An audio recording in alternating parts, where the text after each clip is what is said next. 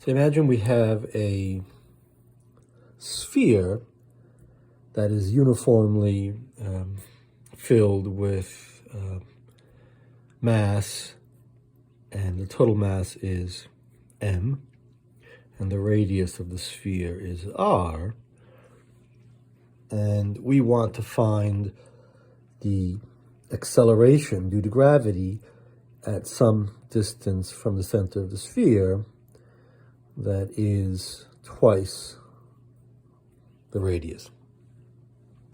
Right, so we know that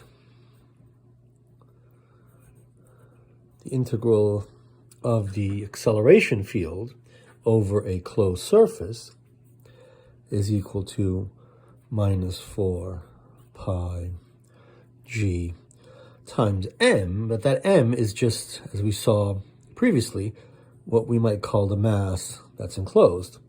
Right? It's the gravitational version of Gauss's law.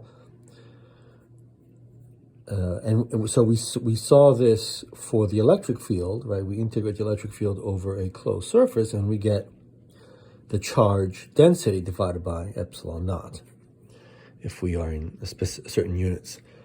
What did I say? If we integrate the electric field over a closed surface, we get, let's write it out.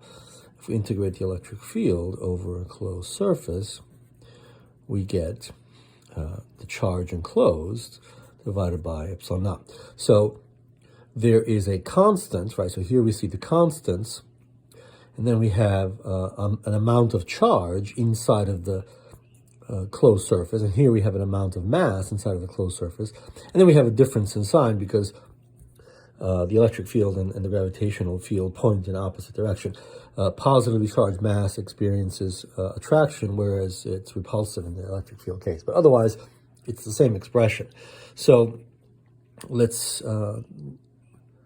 imagine a sphere of radius 2r. So here is the sphere of radius 2r, and we're going to integrate over that to use this, right, to find g. And so this side becomes, we integrate over this, the g field is everywhere the same. There's a symmetry there, so we have the g field times the area, because we can pull this out. And so we get a 4 pi times 2r, which is the radius, right, squared.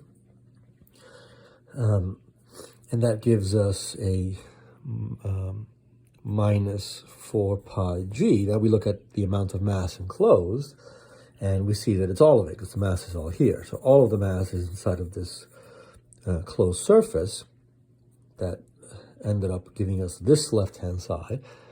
And so we have just m, and so we therefore get that g is equal to minus g m over 4r squared.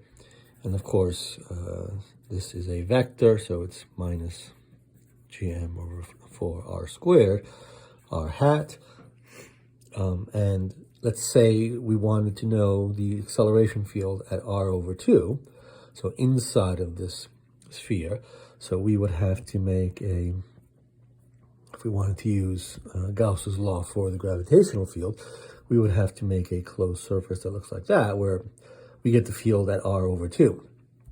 So in that case, we would integrate this. We have the same thing. G is a constant, so we get the area of the sphere, which is 4 pi r over 2 squared. And that's the left-hand side. The right-hand side is minus 4 pi g, the mass enclosed. Now, we have to build the density and multiply by the volume that we care about, right? Because there's a volume in here that has as boundary the sphere for the left-hand side, on which we integrate the gravitational field. So we have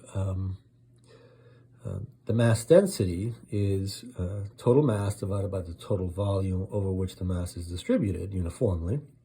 So this is the mass density, and we multiply that by the volume of this sphere, and that is 4/3 pi r over 2 cubed. And so we get G ends up being equal to minus GM over 2r squared. And then we can turn that into a vector by putting the r hat.